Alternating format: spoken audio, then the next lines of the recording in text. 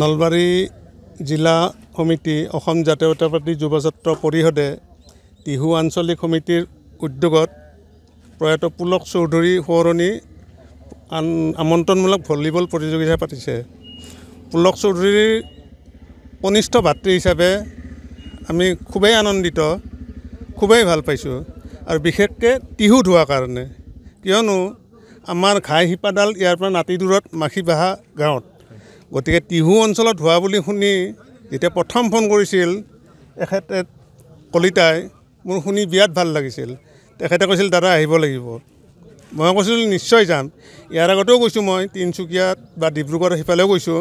মাজত কিছু বেমেজালি বা ক'ভিড কালত হোৱা নাছিলে অনুষ্ঠানটি, কিন্তু এইবাৰ টিহু ধোৱা বুলি জানি মই একেজাপে আহিম বুলি কৈছিলোঁ।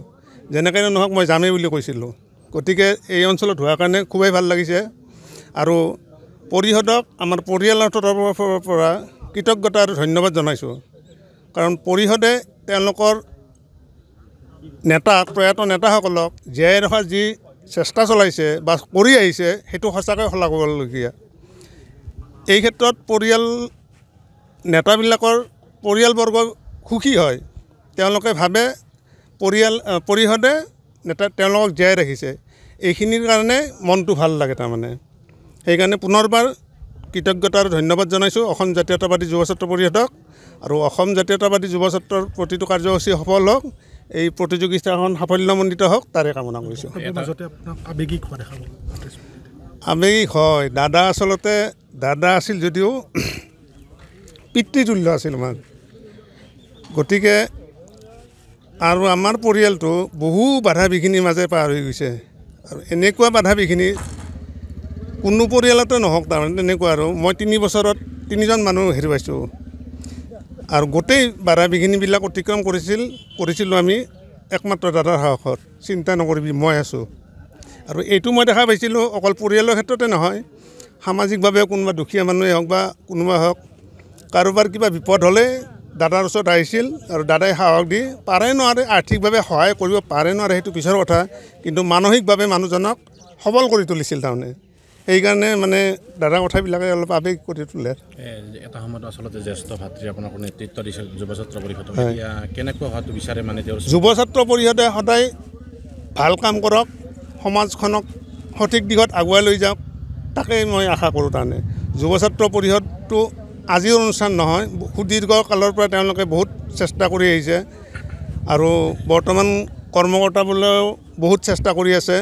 তেওঁলোকৰ ভাল হওক সেইটোৱে আমি কামনা কৰিম। তাৰমানে কিবা আধৰুৱা কাম আছিল নেকি এনেকুৱা? যদি বিশেষকৈ পৰিষদৰ আধৰুৱা কামৰ পৰিষদৰ ভিতৰত যদিও মোৰ দাদা সাধাৰণ সম্পাদক আছিল, মই পৰিষদৰ ভিতৰত সোমোৱা নাছিলোঁ তাৰমানে। গতিকে আধৰুৱা কাম বা তেনেকুৱা কামৰ বিষয়ে সুধিলে মই সঠিকভাৱে ক'ব টান হয় মোৰ তাৰমানে। কামততো শেষ নায়েই, কিন্তু সঠিক দিশত আগবাঢ়ি যোৱাটোৱে বিচাৰোঁ আমি। অসম জাতীয়তাবাদী যুৱ ছাত্ৰ পৰিষদৰ সৌজন্যত নলবাৰী জিলা সমিতিৰ উদ্যোগত টিহু আঞ্চলিক সমিতি আৰু টিহুবাসী ৰাইজৰ সহযোগত অসম জাতীয়তাবাদী যুৱ ছাত্ৰ পৰিষদৰ সাধাৰণ সম্পাদক প্ৰয়াত পুলক চৌধুৰীদেৱৰ সোঁৱৰণত দিবানৈ ভলীবল খেলখন এইবেলি টিহু হাইস্কুল খেলপথাৰত আজিৰ পৰা দুদিনীয়াকৈ কাৰ্যসূচীৰে ৰূপায়ণ কৰা হ'ব।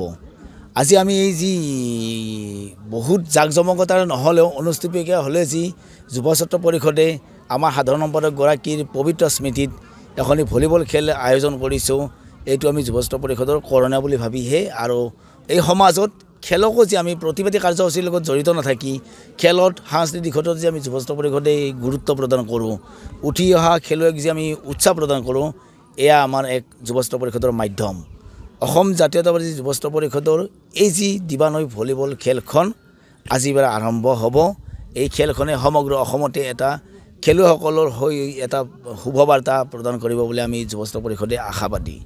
আৰু ইয়াত আমি অসমৰ বিভিন্ন জিলাৰ পৰা আহি টিহুত এই হাইস্কুল খেলপথাৰত পদাৰ্পণ কৰিব। আৰু আমি টিহুবাসীয়ে যুৱ ছাত্ৰ পৰিষদৰ কেন্দ্ৰীয় নেতৃত্বক আমি মানে সগৌৰৱে আদৰণি জনাম বুলি আমি প্ৰতিশ্ৰুতি বা প্ৰতিজ্ঞাবদ্ধ হৈ এই যথাসাধ্য আমি খেলখনৰ যিমান পাৰি সিমান মানে সুচাৰুৰূপে পৰিচালনা কৰিম বুলি আমি এটা আশা কৰিছোঁ। যিহেতু খেলখন ভলীবল প্ৰতিযোগিতা, মানে ৰাইজক কি আহ্বান জনাব এতিয়া?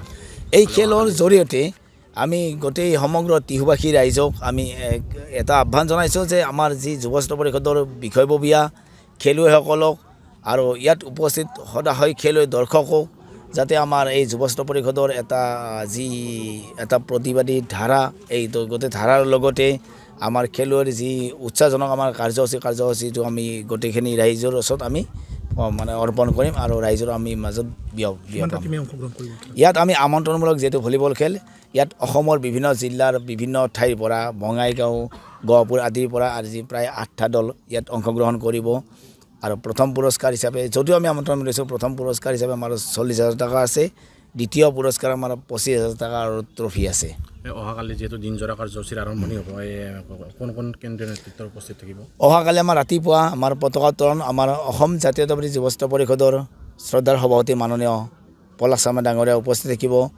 আৰু আমাৰ সাধাৰণ সম্পাদক ৰাতুল বৰগোহাঁই ডাঙৰীয়া উপস্থিত থাকিব আমাৰ যুৱ ছাত্ৰ পৰিষদৰ মুখ্য উপদেষ্টা ৰাণা প্ৰতাপ বৰুৱা ডাঙৰীয়া উপস্থিত থাকিব লগতে কেন্দ্ৰীয় সমিতিৰ সমূহ নেতৃত্ববৃন্দ ইয়াত উপস্থিত থাকিব অসমৰ বিশিষ্ট খেলুৱৈসকলক আমি মাতিছোঁ সেইবিলাক তেখেতসকল উপস্থিত থাকিব আমাৰ খেলৰ লগত জড়িত প্ৰায় সংখ্যক মানুহ অসমৰ যিখিনি জড়িত আটাইখিনিকে আমি ইয়াত নিমন্ত্ৰণ জনাইছোঁ যিকোনো খবৰৰ বাবে যোগাযোগ কৰক 7099017330 লগতে 7099017110 নম্বৰত